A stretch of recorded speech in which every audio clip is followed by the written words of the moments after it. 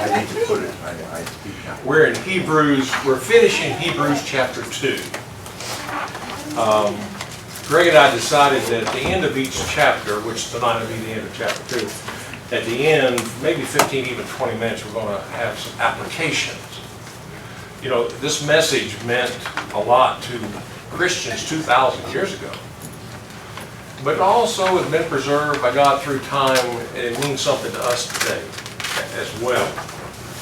And it's called Hebrews because it was written to Jewish Christians, Hebrews. And they were getting discouraged. They were getting discouraged. There was a lot of pressure from the government, even from their brethren, who said, you know, you may be taking this Christian thing too far, being a Jew, because we want to hang on to the old law. And some were quitting. So we're going to talk at the end of some applications of, and we've touched on already some, but what could that mean for us? And some ways maybe that the world puts pressure on us to kind of throw the towel in and say, I'm done too. In chapter 1, we're memorizing, if I can speak this English, we're memorizing the main point of each chapter. So chapter 1, what did we say we're going to remember? Jesus is better than the angels. That's the theme of Hebrews chapter 1. Now the question would be, in what way, or what ways really, is Jesus better than the angels that the writer says he's better than the angels? In what ways? He's the heir of all things. Yeah, he's the heir of all things. He's the creator of all things. You know, we go to John chapter 1, and Hebrews 1, it says, you know, Jesus at God's side created this world. He's not a created being. He created this world. So he's better than angels. Did any angels create the world? Did God look at any angel and say, you know, I need your help here? I don't think so. In fact, I know so. How else is Jesus better? Well, he's God. He's God. And he makes, and the chapter 1 and really the whole book indicates that. How is he better? Did any angels die for our sins? No. Rhetorical question, of course not. But Jesus did. We'll see that in chapter 2. We'll touch on some of those things in a little bit. Anything else on Jesus? Jesus is better. We'll see over chapter 5 and also chapter 7. Jesus, and a little bit in chapter 2 actually, Jesus is a better high priest. Now we'll have to think, what does that mean? Jesus is a better high priest. Well, we'll touch on that a little bit. How else was he better? Author of our salvation. He's the author and perfecter and finisher of our salvation. Okay? What else? Somebody said something. More excellent name. Has a higher name. He's a more excellent name than angels or anyone else. He conquered death. He conquered death. We'll see that at the end of chapter 2. And we'll talk about the irony. We touched on it Sunday, but the irony of he had to die so that we wouldn't have to. Spiritually. Okay, well, but hold on to that thought though, Joe. But we're going to get to that a little bit more depth in a little bit. Anybody got anything else? He upholds the universe by the word of his power. So who's upholding the universe today? Why is this world still standing? Because Jesus said it's still standing. But eventually, in 1 Corinthians 15, it talks about, then comes the end, when Jesus comes back and he will have put down all rule, all authority, and all power, and turn the kingdom back over to God. That's at the end. But for now, he's upholding it by his word. It's a powerful word. That's a good one. What else? Anything else before we move? He's seated at the right hand of God, at God's invitation. Why not the left hand? It's the place of authority. At the right hand of God. When you sit on the king's right hand, that's prime. That's prime real estate right there. At his right hand. Jesus is sitting at his right hand. And in other places, what's Jesus doing for us? He intercedes for us. He mediates for us. And what makes him such a good mediator? Both God and man. He's both God and man, 100% both. Now explain it. Well, we can't explain it. But he came to this earth. He was 100% man, but he was also 100% God. That's a tough one, but that's what the Bible says that he is. A mediator has to understand both sides. We see that in labor negotiations and other things as well, where a mediator's in the middle. He hears this case, this side, and he hears this side, and then what does he do, a mediator? He makes a ruling. Well, being God, he understands that side. So to better help him, actually help him understand, he had to come to this earth and understand what we're going through. Is that comforting or not? Yeah. So sometimes when you feel like you've got no place to go, I'm about ready to chuck it in, just like these early Christians. You got to know that the most prestigious seat next to God on the right hand is Jesus, and he has lived like we have, and he is God, so he understands what we're going through. So you're never alone. Never alone. So I know we feel like it, don't we? We do. The world kind of closes in. People this, people that, the news, turn on the news, and you go, I'm pure depressed. Well, you're not alone. And we can see that in our daily Bible reading. Yes. With Stephen. Mm-hmm. Christ was right with us. He was. Saw the glory of God, and he was standing at the right hand. Acts chapter 7. Almost in awe of what are they doing to my... Out of respect, it Yeah. appears that Jesus stood up in Acts 7. Isn't that something? That is something. Jesus would stand up for you. And he'll stand up for anybody. He will. But he was still killed, wasn't he? Stephen was still killed. Yeah. He didn't promise we're not going to be killed or die or whatever. We're going to die. He promises after that, when we walk through the door of death, we can walk through it with comfort if we've lived a faithful life in him. That's a good point. Now, it starts off in chapter 2. We're not going to hit every verse, of course, but I just want to refresh your memory here. It says, verse 1, therefore we must give the more earnest heed to the things we have heard, notice, lest we drift away. What was the picture that we painted in the original Greek word? What was the thought of drifting away? What's the picture? There's two pictures, actually. Slow process. Well, it's a slow process for sure. Like an anchored boat. Could be. An unanchored boat that's drifting. Oh, I got you. It's not lost yet, but it's in the process of being lost. It's going to drift away. Or sitting on a riverbank or stream, and we've all done it, and the leaves flow by. That's a picture that he paints for Christians that are drifting away. It didn't say you were taken away in a hurricane. That's quick. We drift. And he said, you better be careful. Because if you drift away, eventually you may drift too far. You may drift too far. Questions or thoughts on drifting? Remember that? That's what we're memorizing in chapter 2. Don't drift away. The writer says, don't drift away. Don't drift away. Don't give up on Jesus. Anything? Any thoughts, comments? Okay, I'm going to, I knew there was something else I was going to mention. How can we keep from drifting away? It's easy to say, now Andy, don't drift away now. Well, okay, thank you for that. Could you put a little reality to that? How can we not drift away? Stay focused in the Word. Stay focused in the Word. We stay focused in this. That's God's final revelation, final word. Stay focused in it. What else? That's a good one, Michelle. Anything else? Be involved. Be in involved. activities around the building. Be involved.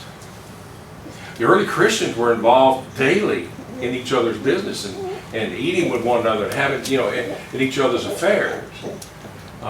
When you find yourself starting not wanting to hang out with Christians, that's probably an early sign. You may be drifting. I'd say ask for help. Be willing to humble yourself enough. But that's going to show weakness. It is. But sometimes that's exactly what you need to do to prevent yourself from falling away and drifting away completely, is to humble yourself enough to say, I need help. I need help. That's a tough one, isn't it? It's necessary, but sometimes we don't want to admit that, because, if I admit that, that means I'm weaker than you. Well, you may be, or maybe I am. But sometimes you gotta have help. Could I sit down and talk with you? Could we have a prayer together? Could we have a Bible study together? Okay, that's a good one. That's not an easy one to voice right there out loud, because we've all been there. Tony. In addition to focus on God's word, accept what it says. So, Okay. like for example, like one thing that's widely accepted today is fornication. And so, as a Christian, if you accept the fact that things like that and other things. In other words, follow the word, and not just read it, but follow it and obey it. Yeah. Well, accept it, Okay. versus like, well, maybe because if you accept it, that might keep you from drifting away to a point where you might not believe it anymore. Okay. What else, Greg? I just love chapter 2, verse 9. It says, all these things, it says, but we see Jesus. He was made a little lower than the angels. We see him crowned with glory and honor. How do we keep from drifting? We got to stay anchored to Jesus. How do we stay anchored to Jesus? We got to keep looking at him. And all these ways that we've talked about are ways to stay. Yep. Keep our focus on Jesus, not our focus in any other place. That's a good one. We're going to amplify that one toward the end, but you got to keep our focus, and we're going to talk about the ways to do that. But that's good. What about prayer? If you find yourself drifting, be careful. Examine yourself and look to see how your prayer life is, how your study life is, and I suspect in most cases it's slipping. And therefore, I'll be slipping or you'll be slipping. And the writer says, be careful of that. Don't do that. Don't do that. Look at the verse that Greg mentioned. But we see Jesus, who was made a little lower than the angels. How was he made a little lower than the angels? He became a human being. And he was subject to all the frailties, if you will, that we are susceptible to. Angels haven't had to do that. Why would he do it? Because he loves us, and he wants to understand us. And then you see the rest of that verse, that he, by the grace of God, might taste death for everyone. He had to die so that we don't have to. The irony of that is just dripping with irony. He had to die so that we do not have to. And I really like the wording here in verse 10, when he says he's the captain of our salvation. We talked a little bit on Sunday. Captain, what do captains do? They steer, they lead. They lead. They steer the ship. Do they have authority? They have all authority on that ship. All. What else? What do pioneers do? Being from Kentucky, we ought to know this. Well, at least some of us are. Point the way. Point the way, clear the way.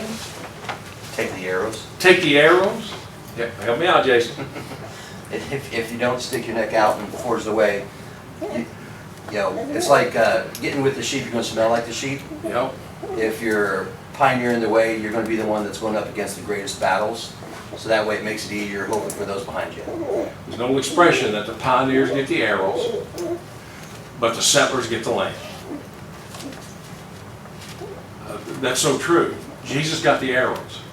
We're going to inherit the land, as it were, so to speak. I love that wording, the captain or the pioneer. Some there's actually more in the Greek leaning toward pioneer even than the word captain, but they're similar in their nature. Also, look in verse 11. We touched on this as well. He is not ashamed to call them brethren. He's not ashamed to call you a sister and me a brother. That's Jesus, God, who created it all. And we asked the question on Sunday, name one religion where deity calls his followers as brothers and sisters. There aren't any. That's his love for us. That is so huge. Look at verse 14. Inasmuch, then, as the children have partaken of flesh and blood, he himself likewise shared in the same, that through death he might destroy him who has the power of death, that is, the devil. Satan had the power of death. He brought death into the world, did he not? Through Adam and Eve. He did. And Jesus, when he died on that cross, seemingly in weakness to the world, it was power to his followers in that, and he destroyed death as a. What do we all fear? What's one of the fears that human beings have? We fear death. We fear death, and we probably will until we. That's not uncommon. It's probably, I will call it natural even, to fear death, but not to the point of paranoia or depression or whatever, because we know that when we walk through that door of death, what's waiting on the other side. That keeps us going, doesn't it? It does. Questions, comments, thoughts? Lisa, and then come to you. So I just had a thought about death. Often when we have a fear, how you conquer that fear is by understanding the fear. And, you know, and understanding to the deepest level, or the fathoms that are, you know, pertain to it. You know, we should have a healthy fear of, you know, hell and the consequences of being separated from God. And the same thing just with worldly, as far as understanding death, that if they don't understand that it is just a door leading, you know, and what you have control to do with your life, to understand that it is just a door and you have control to go through that door to where you want to go, you know. Why does the world not feel like that? There's nothing to look forward to. This is it. You better enjoy it, because this is all there is. Without Jesus. No? And we said it not long ago, but I think it's true. It's a trite old saying, I suppose, but for Christians, this is as bad as it'll ever be. For people of the world, this is as good as it'll ever be. Because Christians have all that to look forward to on the other side. And people who live in this world, all we got to do is turn on the TV or go into Walmart. It don't take long to figure this out. They live for this world, and if this is all there is, I'd be depressed too. If this is all there is, you can put me in a room somewhere and turn the lights off. There has to be more to this than 98% of the world believe. To follow. I think that's so true. Do you, or am I off? There's also a lot of people who think they're Christians. You know? Okay. Yep. And, no, you're right, Tom. And so they think they're in for a good afterlife, but Okay. And there's some of that too, for sure. Look in verse 17. Therefore, in all things, he had to be made like his brethren, that he might be now notice this, I want to ask you this question here, that he might be a merciful and faithful high priest in things pertaining to God, to make propitiation. Does some of your versions say atonement? That's what it means, to atone for our sin, to make propitiation or atonement for the sins of the people. And we touched on this a little bit earlier as well. Jesus as God, determined that he, in order to understand us and to be a merciful and faithful high priest, had to die for the sins of the people. Now here's the idea, or the question. What is high priest? How do you bring high priest into this discussion? Now we'll get over chapter 5 and 7, we'll see, but what did a high priest do under the Old Testament law? What was his role? First of all, where did he come from? One tribe, Levi. The Bible's clear about that. He came from the tribe of Levi. Now who was the, I guess, what was the priesthood? Who was the main guy on Levi, so to speak? Aaron. That wasn't a good question. You need to be guessing what I'm saying. Aaron. So the Aaronic priesthood. Now, with that priesthood, were there everyday priests? Yes. Was there a high priest? Absolutely. Now we're beginning to get warm here. What was the high priest's role under the old law, the Old Testament law? Go back to Leviticus. What was his role? He was a go-between. He was a go-between. Hebrews 5:1 says, "For every high priest chosen from among men is appointed to act on behalf of men in relation to God, to offer gifts and sacrifices for sins." God said under the old law, it was incomplete. Christ is going to complete all of that. But once a year, the high priest, remember we had the tabernacle and even the temple. We had you had the court of the Gentiles out here. You had the court of the women under those old rules and laws. Then you had the holy place, remember? And it was between the holy place and the most holy place, there was a curtain. And who went behind the curtain? The high priest only. And Levitical law says, and you make sure you're clean when you come before me, God said. So they had washing, and there was ceremonial washing. He put on his robe, and he killed lambs and bulls and all of that for his own sins. For his own sins. So when he went before God to offer blood for the sins of the people that he was responsible for, so to speak, he had to do that. Now, high priest. This says that Jesus is a faithful, we would say, a better high priest. How is that? He approaches God the Father. Okay. He's sinless. He was sinless. The high priest always offered sin offerings for himself first. Then he went in before God. What did Jesus offer? He offered himself. And because he did not sin. So we have, and you're over here, remember we've got the page where you've got Jesus is better. How is he better? He's a better high priest. You ought to have that in there. He's a better high priest. He's sinless. Now, the high priest in the Old Law, the Old Testament, had to come once a year before God and continually offer sin offerings. What about Jesus?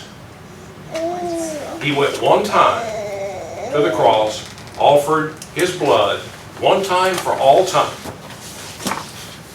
So he does not have to go in every year. And he certainly never had to offer sacrifice for his sin because he never sinned. That's an important distinction. Where's that verse at Which one? that says that? Says what? That he Further on in offered Hebrews. himself once for all time. Yeah, Hebrews 5, Hebrews 7, the chapters. And then also you can go even to Jude 3, where it says, Jude says, the faith that was one time delivered for all time. And there are a few others. I can get that for you, Joan, but that's all. Other than 5 and 7 and Jude 3 off the top of my head, it's not exactly coming to me. But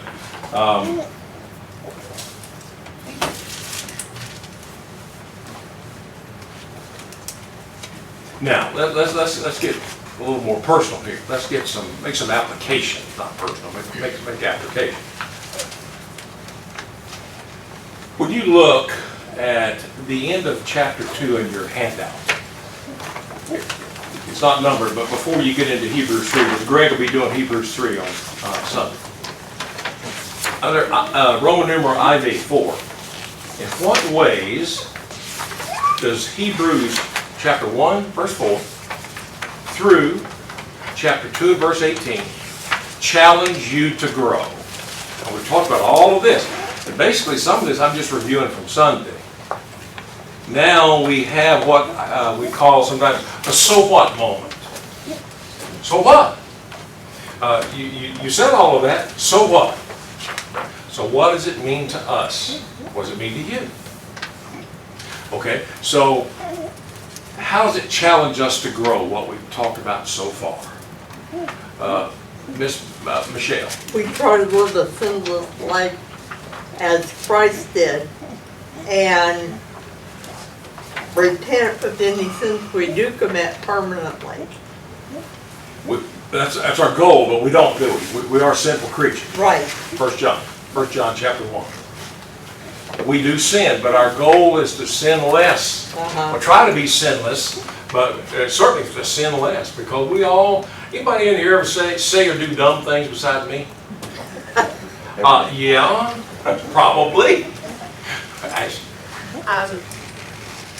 I think since, especially in chapter 2, it's kind of hitting more on that point of the fact that Jesus became a man so that he could not only die for our sins but understand our struggles.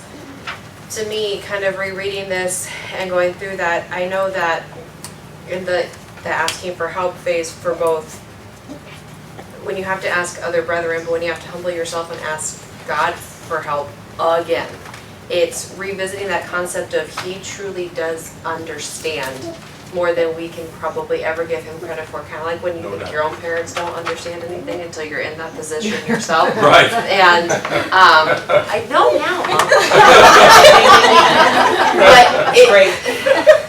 She got so much smarter, didn't she? She did.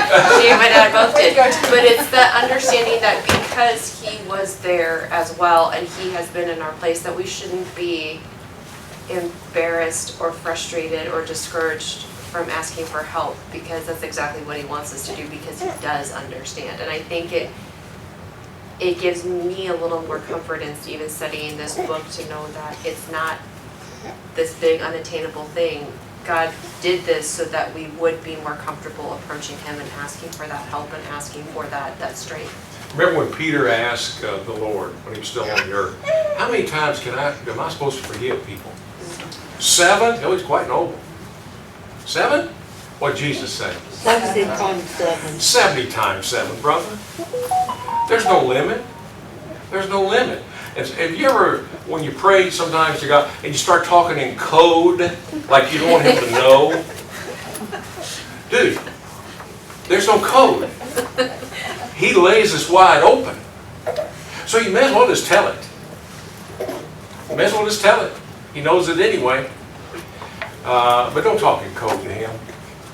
And all these little phrases and all. Just open your heart to it and say, Lord, I messed up again. For the 12th time. You know what he would say? Forgive your what? Because when he forgives you, he forgot it. I don't know how he does that. It's hard sometimes to forgive ourselves. That's the hard thing. God forgave us, but we carry our conscience sometimes can weigh us down. Jason, Vanessa, did you have something? Okay, I think Vanessa was first. Go ahead, Vanessa. I need to go to Jason. I'm just kidding. Oh, no. The way that I think about it and challenges me to grow is at work, one of my roles is to coach and teach and train. And a lot of things we do is ask like the 5 whys to get to root causes. So when I look at Jesus as the model or the captain, how am I emulating my life around his? Well, when I sin, I take a step back and ask those 5 whys. Why am I getting frustrated? Why am I feeling upset? And really try to find those gaps and like, okay, how would Jesus approach this, and try to emulate it. Self-examination? Self-examination. That's not always easy, is it? Not at all. In our busy world, oftentimes we don't either have the time, take the time to look inside but you better take it, even if it's 5 minutes or 10 minutes. I think we've lost that in our hustle bustle phone. I was the other night, I was in a room, and my phone was in another room. I almost panicked. Where's my phone? Sometimes I'll have Veronica call me, and I hear it ringing back in that room, and I'll run. Ooh, I feel better now. Really? Are you kidding? I didn't even know what a cell phone was until I was 50 years old. And I made it just fine. We're just so attached. Jason and Greg.